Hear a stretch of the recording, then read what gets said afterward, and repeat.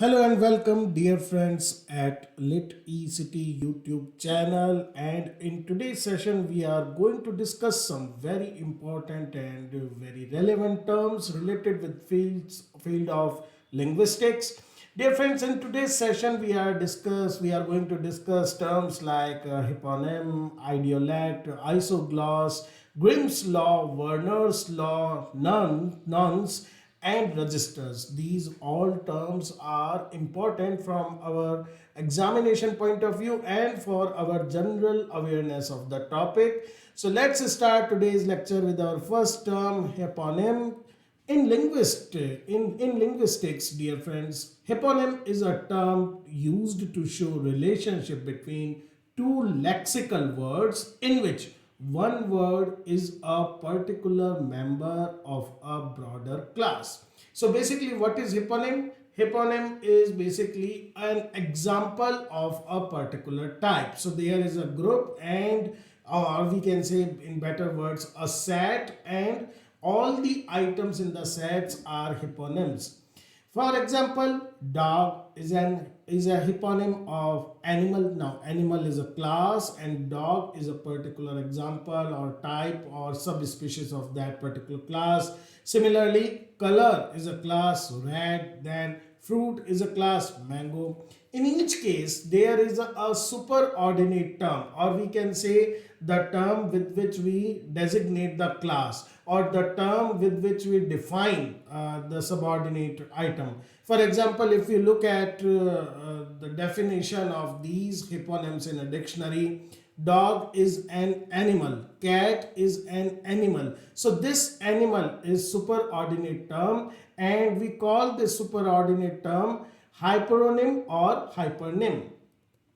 The set of those terms which are hyponyms of the same superordinate term, for example dog, cat and these things, they are also known as co-hyponyms. For example, cricket, football, tennis, they all are part of one set, and sports is hyperonym or hypernym, and all these examples are example of hyponym.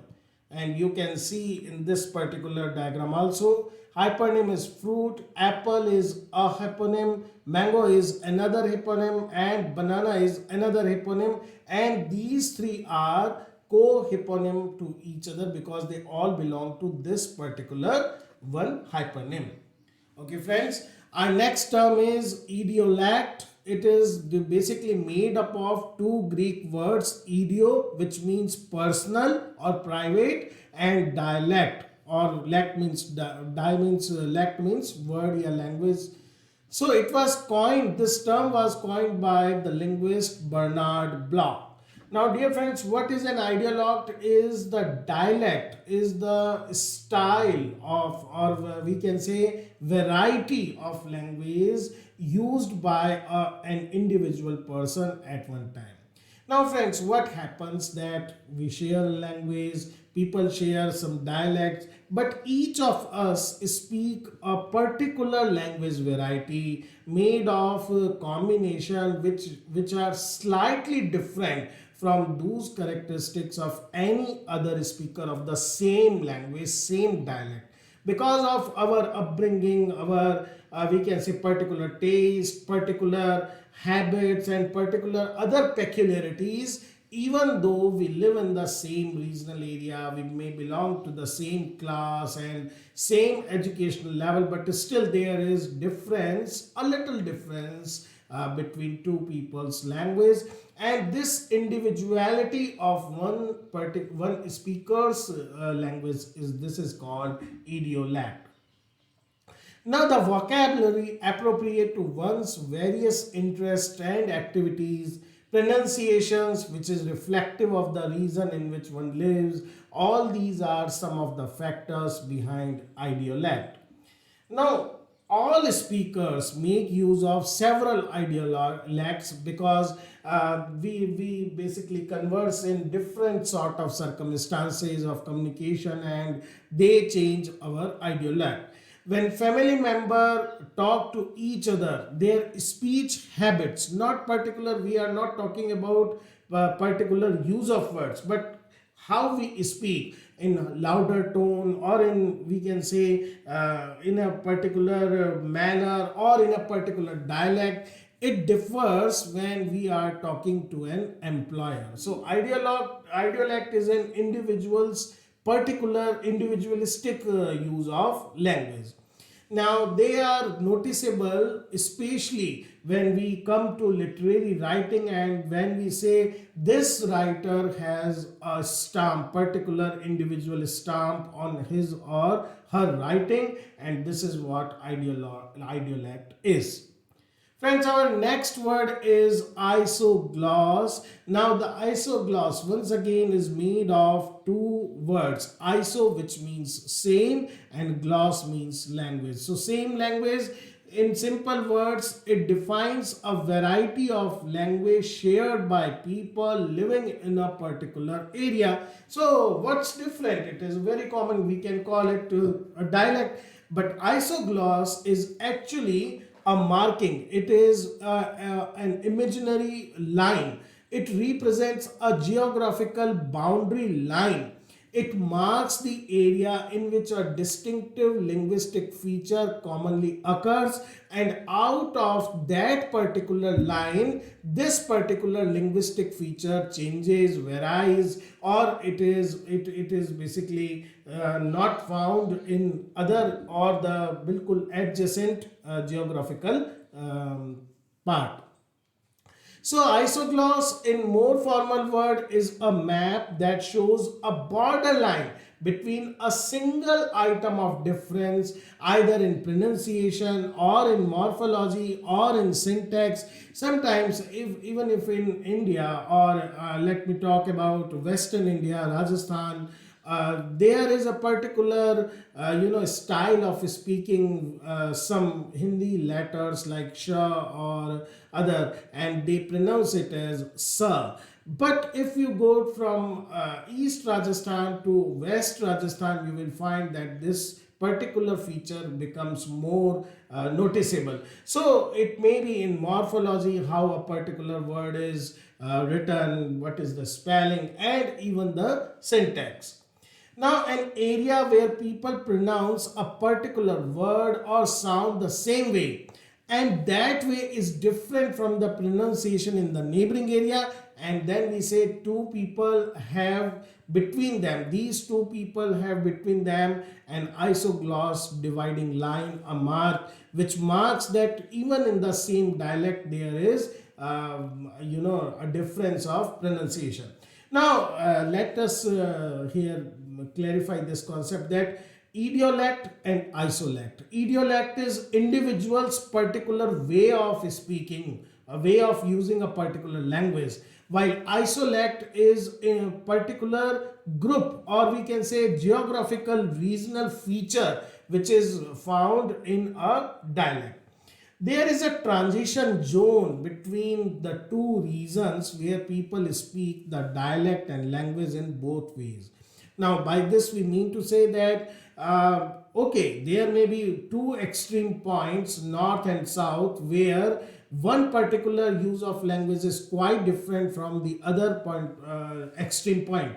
But there is a transition zone where both of these varieties are found. Now, this map, these lines basically are isogloss lines, and they tell about how this particular German combination ek is used in, and it is basically spread in this area. There is sometimes it is ek, ike. So if this ek and this ike, there is a great difference. Similarly, here it is ik, here it is ek. So you can feel this, and you can even apply this in a large country which is divided in so many geographical regions like India, where are so many languages and dialects.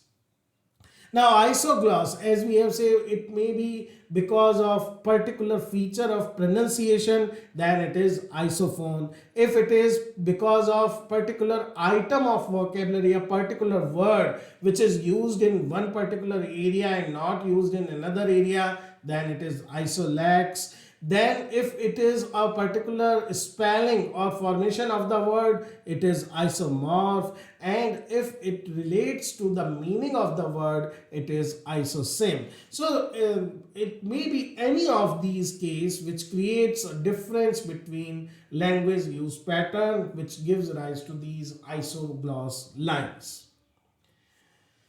A very important concept related with linguistics is Grimm's law. It is proposed by Jacob Grimm, and dear friends, let me tell you an additional information that this Jacob Grimm is one of those Grimm's brother who are known for collecting Russian fairy tales.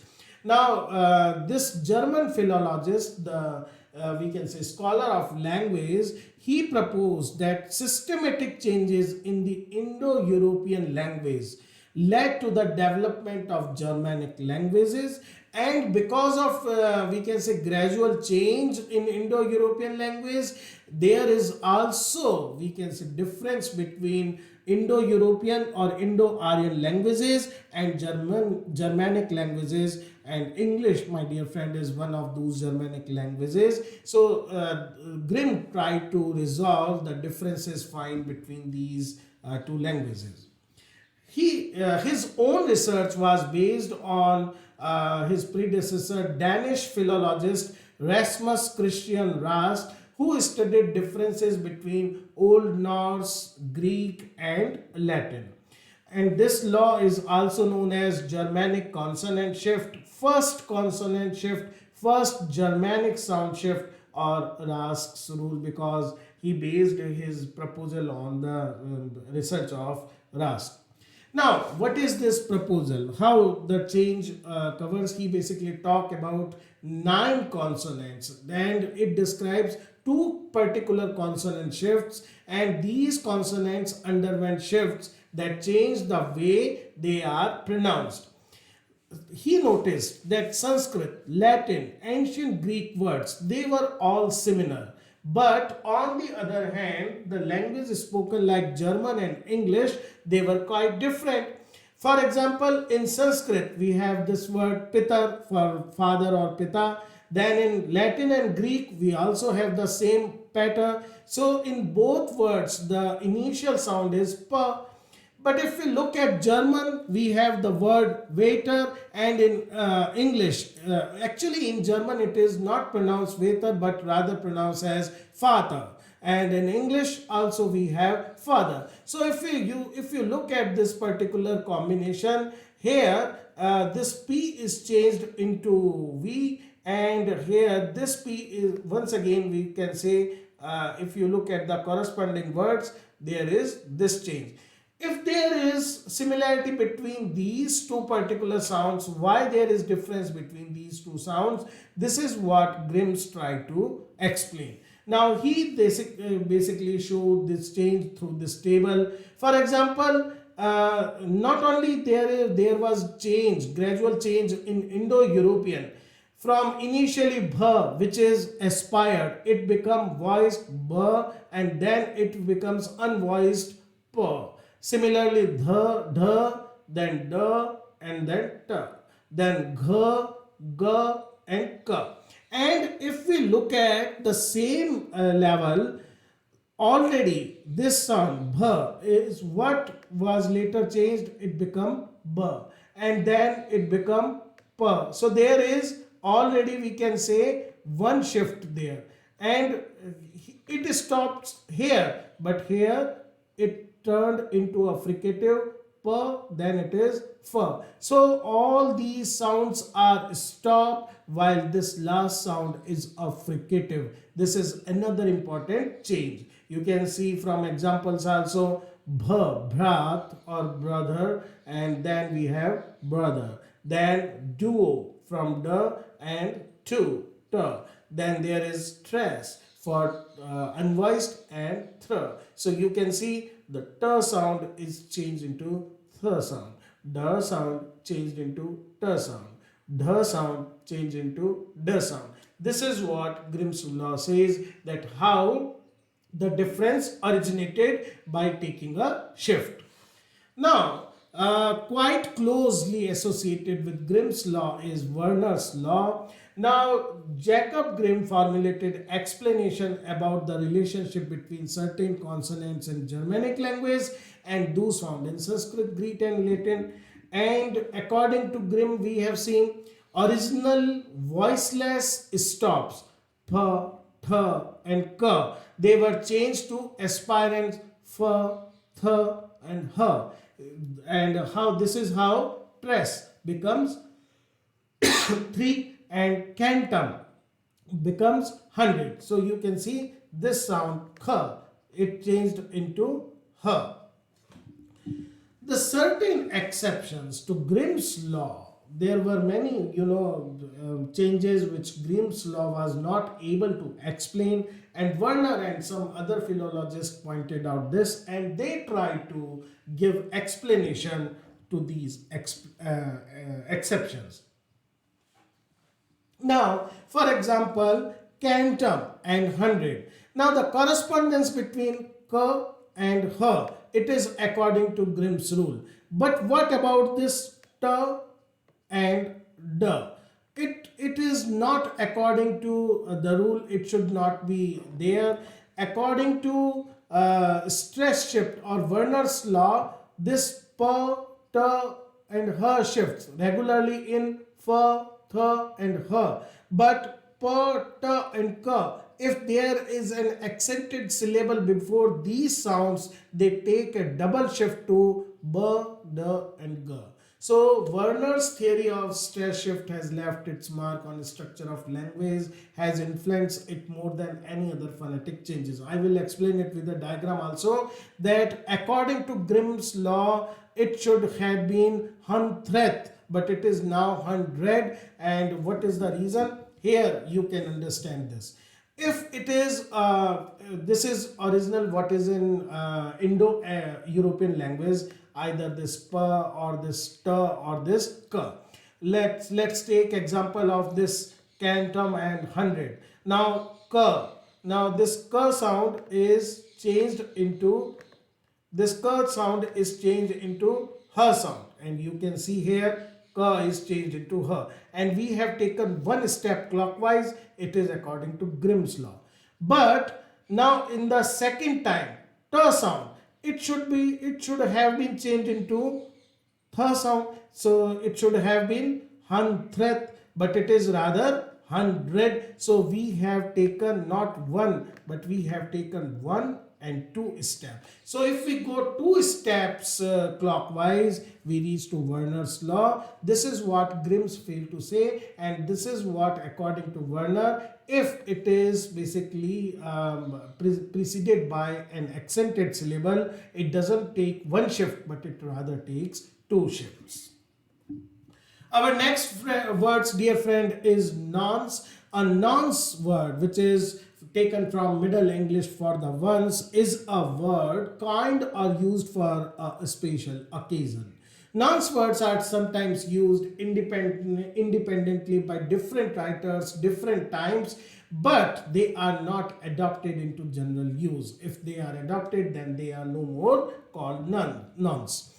If the things we are trying to say, we are trying to describe, and we doesn't find a word that very exactly describes it, or it doesn't fit to any set of vocabulary, then nonce words can come in handy. A writer or a speaker coins the word according to his or her requirement. This term was actually coined by James Murray, and he was the editor of the Oxford English Dictionary. Now, in literature, we find extensive use of nonce word. For example, Lewis Carroll, in his poem Jabberwocky, it is full of such words. Then nonce formation have occasionally come to be adopted by community, which when they become popular and a particular community of writers, speakers, they start using it, and then they are not known as nonce, but rather they are known as neologism. And there are some examples from literature. You can see, for example, frumious, fuming plus furious. Sorry, it's not equal to fuming plus furious, and it was used by Lewis Carroll. Similarly, Horace Walpole in 18th century used betweenity or to tell about intermediacy. Then quark. It was used by James Joyce in Finnegan's Wake to indicate the sound of a flamingo, and it was later used to name a particular physical particle.